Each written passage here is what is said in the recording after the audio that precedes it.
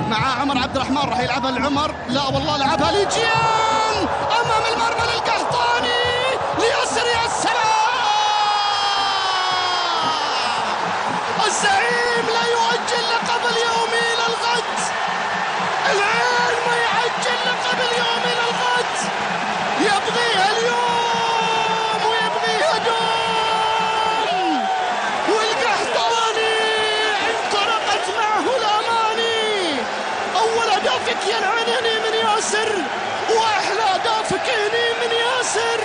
الله عليك يا ابو عزوز، حطها جول كأنه في الليغا، كأنه في البريمير ليج، كأنه في البوندس ليغا، كأنه في الدوريات الأوروبية لأفضل لاعب آسيوي قبل 4 سنين، وتعيش سنين يا ياسر.